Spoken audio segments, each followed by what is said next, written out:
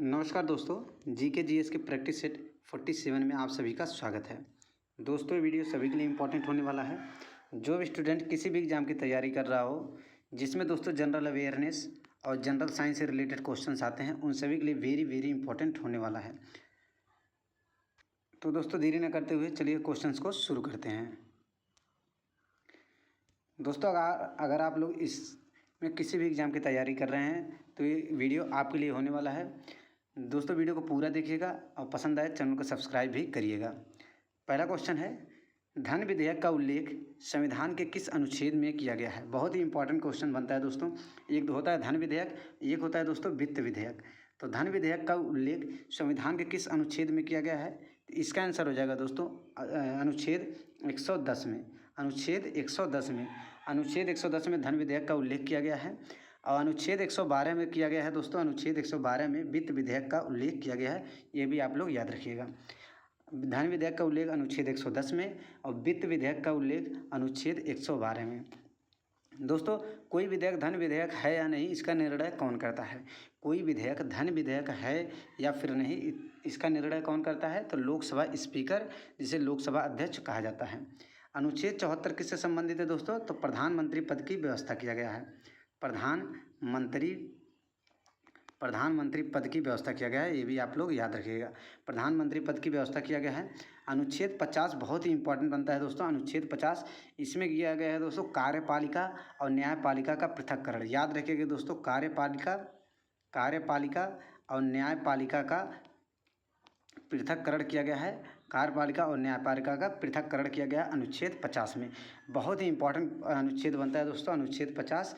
कार्यपालिका और न्यायपालिका का पृथक्करण दिया गया है अनुच्छेद 50 में। ये चारों के चारों ऑप्शंस वेरी वेरी इंपॉर्टेंट होते हैं। अगला क्वेश्चन, मिलिंद पन्हो पुस्तक के लेखक कौन है? बहुत ही इंपॉर्टेंट क्वेश्चन बनता है दोस्तों, मोस्ट इंपॉर्टेंट, याद रख लीजिएगा दोस्तों, मोस्ट इंपॉर्टेंट क्वेश्चंस। मिलिंद पन्हो पुस्तक के लेखक कौन है? तो इसका आंसर हो जाएगा दोस्तों मिलिंद पन्हो, ऑप्शन नंबर 2 से हो जाएगा नागसेन। ऑप्शन नंबर 2 से हो जाएगा दोस्तों नागसेन। मिलिंद पन्हो पुस्तक के लेखक कौन है? नागसेन।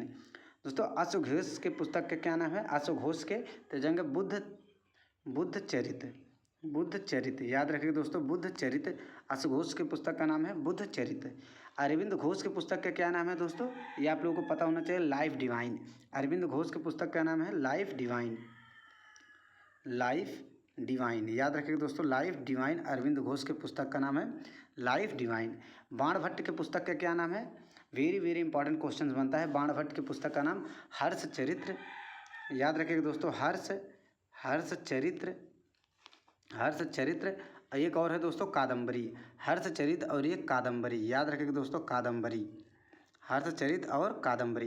दोस्तों शोभा डे के पुस्तक का क्या नाम है? स्पीड पोस्ट नामक पुस्तक लिखा है किसी ने दोस्तों? शोभा डे स्पीड पोस्ट। याद रखिएगा दोस्तों, शोभा डे स्पीड पोस्ट। बाणभट्ट हो जाएगा दोस्तों हर्षचरित्र एवं कादम्बरी। और अरविंद घोष हो जाएगा दोस्तों लाइफ डिवाइन। नागसेन के पुस्तक का नाम है मिलिंद पन्हो। और दोस्तों अश्वघोष के पुस्तक का क्या नाम है? बुद्ध चरित्र। ये पांचों के पांचों ऑप्शंस बहुत ही इंपॉर्टेंट हैं दोस्तों। सभी के सभी क्वेश्चंस वेरी वेरी इंपॉर्टेंट होते हैं। ये आप लोग देखकर आप लोगों को पता लग रहा होगा। अगला क्वेश्चन है, निम्नलिखित में से कौन सा कथन सत्य है? ध्वनि का वेग सबसे अधिक होता है। ये दोस्तों गलत है, ध्वनि का वेग सबसे अधिक नहीं होता है। प्रकाश का वेग सबसे अधिक होता है। तो ये ऑप्शन नंबर 2 से हो जाएगा दोस्तों, प्रकाश का वेग सबसे अधिक होता है। दोस्तों बात करें प्रकाश का वेग निर्वात में कितना होता है? तो प्रकाश का वेग निर्वात में होता है 3 × 10⁸ मीटर पर सेकेंड। याद रखिएगा 3 × 10⁸ मीटर पर सेकेंड। अगर ध्वनि का वेग पूछे दोस्तों निर्वात में ध्वनि का वेग, तो ये हो जाएगा ध्वनि का वेग हो जाता है 332 मीटर पर सेकेंड। याद रखिएगा दोस्तों 332 मीटर पर सेकेंड होता है ध्वनि का वेग। और प्रकाश का वेग होता है 3 × 10⁸ मीटर पर सेकेंड। अगला क्वेश्चन, निम्नलिखित में से कौन सा क्षेत्रीय ग्रामीण बैंक, जिसे आरआरबी कहा जाता है दोस्तों, क्षेत्रीय ग्रामीण बैंक, आरआरबी का फुल फॉर्म क्या होता है? रीजनल रूरल बैंक का कार्य नहीं है। तो इसका आंसर हो जाएगा दोस्तों ऑप्शन नंबर 1 सही हो जाएगा, भारतीय कृषि पुनरावृत्त निगम के कार्यों का करना, ये इसका कार्य नहीं होता है दोस्तों। इसका लाभार्थियों को सरकारी योजनाओं का लाभ प्रदान करना ये होता है। लघु एवं सीमांत कृषकों को ऋण प्रदान करना होता है। ग्रामीण क्षेत्रों में सामान्य लोगों को ऋण प्रदान करना ये भी होता है। लेकिन पहले नंबर पर जो लिखा गया भारतीय कृषि पुनरावृत्त निगम के कार्यों का करना, ये इसका कार्य नहीं होता है। दोस्तों बात करें इसकी स्थापना कब होती है। स्थापना ग्रामीण बैंक की, क्षेत्रीय ग्रामीण बैंक की स्थापना कब होता है दोस्तों, ये आप लोगों को पता होना चाहिए। 26 सितंबर 1975 में, याद रखिएगा दोस्तों, 26 सितंबर 1975 में इसकी स्थापना होती है, क्षेत्रीय ग्रामीण बैंक की। अगला क्वेश्चन, भारतीय स्टेट बैंक का स्थापना कब हुआ। वेरी वेरी इंपॉर्टेंट क्वेश्चंस, ये चारों के चारों ऑप्शंस बहुत ही इंपॉर्टेंट बनते हैं दोस्तों। भारतीय स्टेट बैंक का स्थापना कब होता है, तो भारतीय स्टेट बैंक का स्थापना होता है दोस्तों 1 जुलाई 1955 को। 1 जुलाई 1955 को, ऑप्शन नंबर 2 से हो जाएगा 1 जुलाई 1955 को। दोस्तों 1 अप्रैल 1935 को क्या होता है, तो रिजर्व बैंक का स्थापना, रिजर्व बैंक का स्थापना होता है दोस्तों, ये आप लोगों को पता होना चाहिए। रिजर्व बैंक का स्थापना होता है 1 अप्रैल 1935 को, और 1 जनवरी 1949 को होता है रिजर्व बैंक का ही राष्ट्रीयकरण होता है। रिजर्व बैंक का राष्ट्रीयकरण होता है 1 जनवरी 1949 को।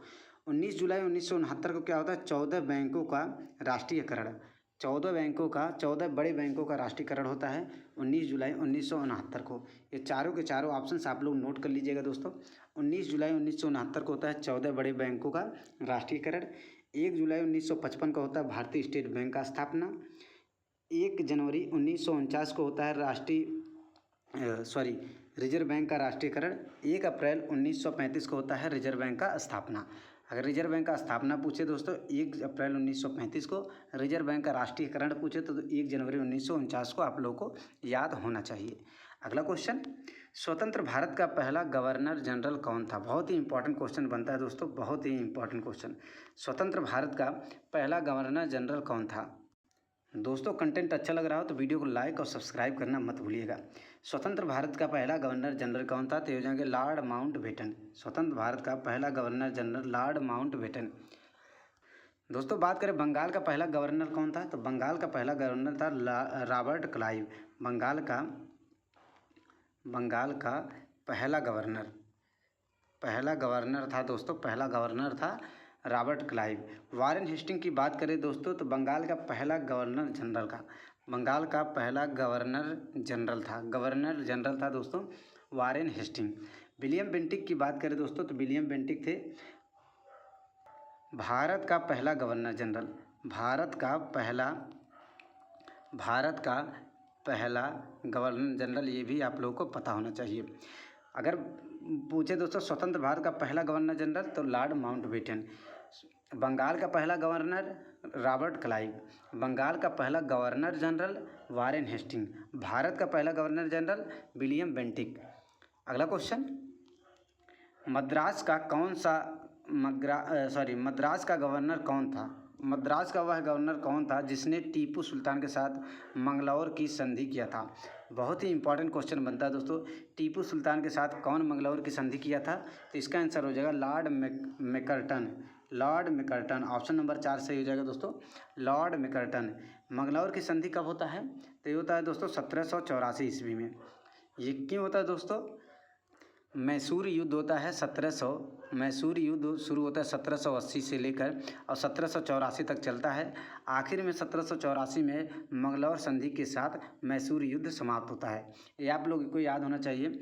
मैसूर युद्ध 1784 ईस्वी में शुरू होता है, 1780 ईस्वी में शुरू होता है, 1784 ईस्वी में ख़त्म होता है। और किस संधि द्वारा ख़त्म होता है मैसूर युद्ध, मैंगलोर की संधि के द्वारा। किसके बीच होता है, टीपू सुल्तान और लॉर्ड मैकर्टन के द्वारा। टीपू सुल्तान और लॉर्ड मैकर्टन के द्वारा, ये आप लोगों को याद होना चाहिए। दोस्तों अगला क्वेश्चन, भारत में मतदान डालने की आयु 21 वर्ष से घटाकर 18 वर्ष कब किया गया। बहुत ही इंपॉर्टेंट क्वेश्चन बनता है दोस्तों, very very important questions. Bharat में मतदान डालने की आयु पहले 21 वर्ष था, इसको घटाकर 18 वर्ष कब किया गया। यहाँ पर होगा दोस्तों घटाकर घटाकर 18 वर्ष कब किया गया? तो इसका आंसर हो जाएगा 61वां संविधान संशोधन 1989 द्वारा। ऑप्शन नंबर 1 सही हो जाएगा दोस्तों। 61वां संविधान संशोधन 1989 द्वारा मतदान डालने की आयु 21 वर्ष से घटाकर 18 वर्ष कर दिया गया। दोस्तों 92वां संविधान संशोधन किससे संबंधित है? 92 नंबर की संविधान संशोधन जो कि 2003 में होती है। तो इसके द्वारा क्या होता है, आठवीं अनुसूची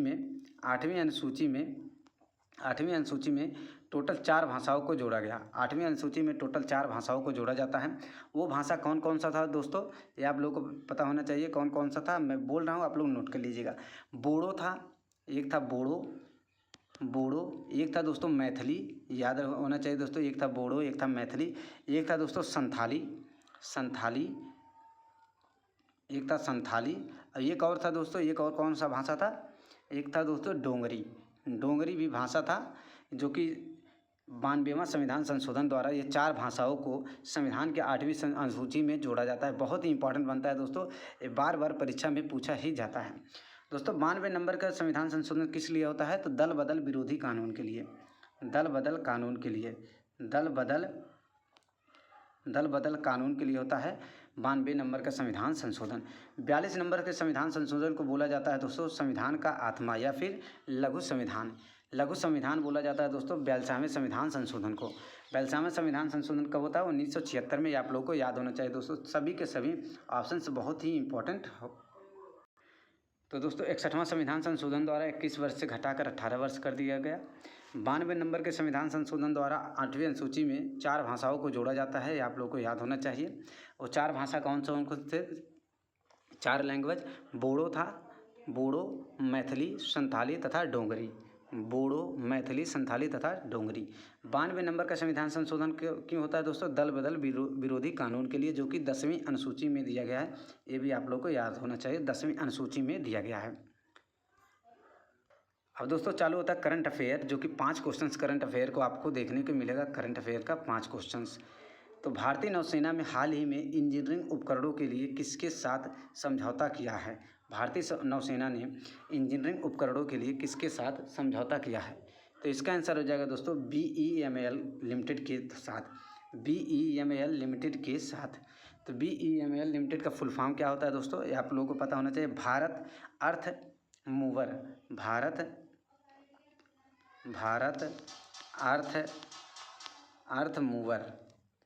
मूवर लिमिटेड, याद होना चाहिए दोस्तों। भारत अर्थ मूवर लिमिटेड होता है BEML का फुल फॉर्म। अगला क्वेश्चन, हाल ही में किस राज्य ने मुख्यमंत्री मैया सम्मान योजना शुरू किया है? हाल ही में किस राज्य ने मुख्यमंत्री मैया सम्मान योजना शुरू किया? बहुत ही इंपॉर्टेंट क्वेश्चन बनता है। ये हो जाएगा दोस्तों झारखंड राज्य ने मुख्यमंत्री मैया सम्मान योजना शुरू किया है। अगला क्वेश्चन, किस अफ्रीकी देश में दुनिया का दूसरा सबसे बड़ा हीरा मिला है? किस अफ्रीकी देश में दुनिया का सबसे बड़ा हीरा मिला है? तो इसका आंसर हो जाएगा दोस्तों बोत्सवाना में। अगला क्वेश्चन, राष्ट्रपति द्रौपदी मुर्मू ने किसे पहला विज्ञान रत्न पुरस्कार से सम्मानित किया है दोस्तों? द्रौपदी मुर्मू ने किसे पहले विज्ञान रत्न पुरस्कार से सम्मानित किया गया है? तो इसका आंसर हो जाएगा गोविंद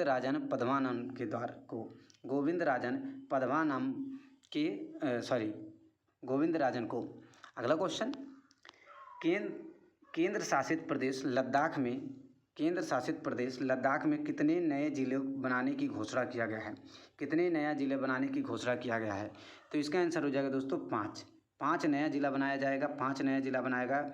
तो पहले दोस्तों 2 जिला था, अब 5 और नया जब बना जाएगा तो टोटल हो जाएगा 7। ये आप लोगों को याद होना चाहिए। ये स्टैटिक जीके से रिलेटेड क्वेश्चंस बन जाएगा। अगला क्वेश्चन है दोस्तों, स्वराज पार्टी की गठन किसकी असफलता के बाद हुआ? बहुत ही इंपॉर्टेंट क्वेश्चन बनता है। स्वराज पार्टी की स्थापना किसके द्वारा किया जाता है? तो CR दास द्वारा, चित्तरंजन दास द्वारा होता है दोस्तों। CR दास द्वारा होता है। और कब होता है दोस्तों? ये आप लोगों को डेट भी पता होना चाहिए। 1 जनवरी 1923 को होता है स्वराज पार्टी का स्थापना। ये आप लोगों को होना चाहिए पता दोस्तों। 1 जनवरी 1923 को होता है CR दास द्वारा, चित्तरंजन दास के द्वारा स्वराज पार्टी की स्थापना। और स्वराज पार्टी की स्थापना किसकी असफलता के बाद हुआ था? असहयोग आंदोलन के बाद।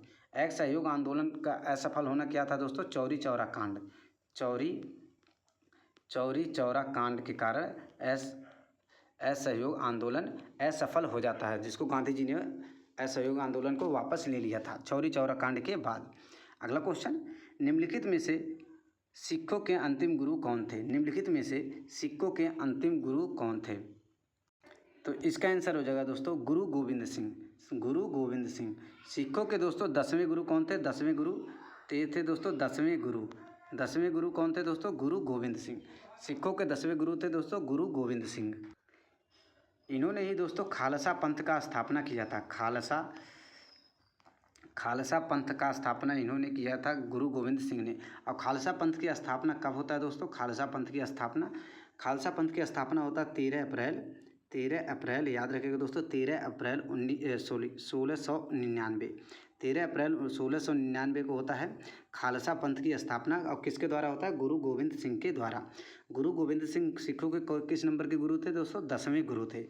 ये आप लोगों को पता होना चाहिए। 10वें गुरु और अंतिम गुरु गोविंद सिंह ही थे। अगला क्वेश्चन दोस्तों, किस लौह अयस्क में 72% लोहा पाया जाता है? बहुत ही इंपॉर्टेंट क्वेश्चन बनता है दोस्तों। किस लौह अयस्क में 72% लोहा पाया जाता है? दोस्तों बात करें मैग्नेटाइट में कितना परसेंट लोहा पाया जाता है? मैग्नेटाइट में हो जाएगा दोस्तों 72%। लिमोनाइट में होता है दोस्तों, लिमोनाइट में 55%। और दोस्तों हेमेटाइट में होता है, हेमेटाइट में 69.9% होता है। हेमेटाइट में 69.9%। और सीडेटाइट में सबसे कम होता है दोस्तों 48%। ये आप लोग याद रखिएगा 48%। तो मैग्नेटाइट में 72%, लिमोनाइट में 55%, हेमेटाइट में 69.9% लगभग 70% होता है, और सीडेराइट में 48% होता है। तो 72% लोहा किस में पाया जाता है? तो इसका आंसर हो जाएगा मैग्नेटाइट में। अब मैग्नेटाइट का अगर सूत्र पूछे, रासायनिक सूत्र पूछे दोस्तों, तो हो जाएगा Fe3O4। हेमेटाइट का अगर पूछे दोस्तों तो Fe2O3। याद रखिए दोस्तों Fe2O3 हेमेटाइट का। अब मैग्नेटाइट का पूछे Fe3O4। तो सर्वाधिक लोहा किस में पाया जाता है अगर पूछे दोस्तों, तो ये भी हो जाएगा मैग्नेटाइट में। हेमेटाइट में 69.9%, सीडेराइट में 48%, लिमोनाइट में 55% और मैग्नेटाइट में 72%। अगला क्वेश्चन, निम्न में से कौन सा जीव तथा उससे संबंधित संघ असुमेलित है? बहुत ही इंपॉर्टेंट क्वेश्चन बनता है दोस्तों। निम्न में से कौन सा जीव तथा उससे संबंधित संघ असुमेलित है? तो इसका आंसर हो जाएगा केंचुआ। केंचुआ जो है दोस्तों आर्थ्रोपोडा के संघ में आता है, ये बिल्कुल सही है, ये सुमेलित सही है। मकड़ी जो है दोस्तों मोलास्का के अंदर आता है, ये भी सही है। सीप एनेलिडा के अंतर्गत आती है, ये भी सही है। मेढक प्रोटोजोआ में नहीं आता है दोस्तों। मेढक किस में आता है? मेढक किस में आता है? कार्डेटा में। कार्डेटा में याद रखिए दोस्तों, कार्डेटा में। मेढक किस में आता है? कार्डेटा में। तो इसका आंसर हो जाएगा ऑप्शन नंबर 4 सही हो जाएगा। मेढक किस में आता है? कार्डेटा में। याद रखिए दोस्तों मेढक किस में आता है? कार्डेटा में।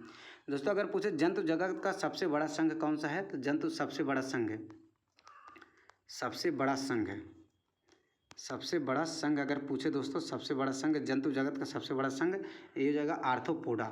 आर्थ्रोपोडा जंतु जगत का सबसे बड़ा संघ होता है। ये भी क्वेश्चन आप लोगों को पता होना चाहिए। अगला क्वेश्चन, पल्लव वंश का संस्थापक किसे माना जाता है? बहुत ही इंपॉर्टेंट क्वेश्चन बनता है दोस्तों। पल्लव वंश का संस्थापक किसे माना जाता है? तो इसका आंसर हो जाएगा दोस्तों पल्लव वंश का संस्थापक सिंह विष्णु को माना जाता है। ऑप्शन नंबर 2 सही हो जाएगा दोस्तों सिंह विष्णु। ऑप्शन नंबर 2 सही हो जाएगा दोस्तों सिंह विष्णु को पल्लव वंश का संस्थापक माना जाता है। सिंह विष्णु को। पुष्यभूति किस वंश के संस्थापक थे दोस्तों? तो हो जाएगा पुष्यभूति जो थे पुष्यभूति संघ के, पुष्यभूति वंश के। पुष्यभूति जो थे पुष्यभूति वंश के थे। विष्णुवर्धन किस वंश के संस्थापक थे दोस्तों? तो हो जाएगा विष्णुवर्धन हो जाएंगे होयसल वंश के। याद रखिए दोस्तों होयसल वंश के। वासुदेव थे दोस्तों चौहान वंश के। वासुदेव थे चौहान वंश के। और दोस्तों सातवाहन वंश का अगर पूछे दोस्तों सातवाहन वंश के कौन से संस्थापक? तो हो जाएगा सीमुक हो जाएंगे दोस्तों, सातवाहन वंश के सीमुक हो जाएंगे। तो हो जाएंगे पल्लव वंश का संस्थापक किसे माना जाता है? सिंह विष्णु को। पुष्यभूति थे दोस्तों, पुष्यभूषी वंश के संस्थापक। विष्णुवर्धन थे दोस्तों, होयसल वंश के संस्थापक। वासुदेव थे दोस्तों, चौहान वंश के संस्थापक। और सातवाहन वंश के संस्थापक पूछे दोस्तों तो हो जाएंगे सीमुक। ये सभी के सभी आप लोग नोट कर लीजिएगा, याद कर लीजिएगा, बहुत ही इंपॉर्टेंट बनता है।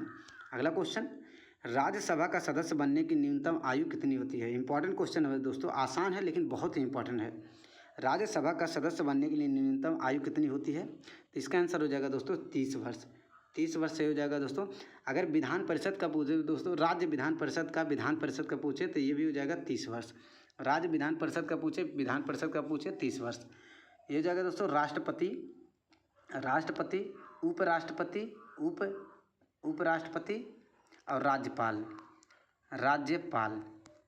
हो जाएगा दोस्तों राज्यपाल। राष्ट्रपति, उपराष्ट्रपति और राज्यपाल बनने की न्यूनतम आयु होती है 35 वर्ष। लोकसभा सदस्य बनने की, लोकसभा सदस्य बनने की न्यूनतम आयु होती है दोस्तों 25 वर्ष। याद रखिएगा दोस्तों, लोकसभा सदस्य की न्यूनतम आयु होती है 25 वर्ष। तो राज्यसभा का होता है दोस्तों 30 वर्ष, राज्यपाल, राष्ट्रपति, उपराष्ट्रपति का होता है 35 वर्ष। अगला क्वेश्चन, निम्न में से दोस्तों भूटान की मुद्रा क्या है? बहुत ही इंपॉर्टेंट क्वेश्चन है। निम्न में से भूटान की मुद्रा क्या है? तो इसका आंसर हो जाएगा गुलट्रम। आप आसान क्वेश्चन है, बहुत ही इंपॉर्टेंट है। निम्न में से भूटान की मुद्रा क्या है? गुलट्रम। अब भूटान की दोस्तों अगर राजधानी पूछे दोस्तों तो हो जाएगा थिम्पू। याद रखिए दोस्तों, भूटान की राजधानी थिम्पू। टाका किस देश का मुद्रा है दोस्तों? तो बांग्लादेश। याद रखिए दोस्तों, टाका हो जाएगा बांग्लादेश का। क्यात किस देश का मुद्रा है? तो क्यात हो जाएगा दोस्तों म्यांमार का। याद रखिए दोस्तों, क्यात हो जाएगा म्यांमार का। युआन का हो जाएगा दोस्तों चीन का मुद्रा क्या है दोस्तों? युआन। चीन का मुद्रा है युआन। क्यात हो जाएगा दोस्तों म्यांमार का। टका हो जाएगा बांग्लादेश का। गुलट्रम हो जाएगा भूटान का। तो दोस्तों बस आज के लिए इतना ही। उम्मीद करता हूँ दोस्तों वीडियो पसंद आई हो। वीडियो पसंद आए दोस्तों चैनल को सब्सक्राइब कीजिएगा, वीडियो को लाइक कीजिएगा और शेयर जरूर कर दीजिएगा।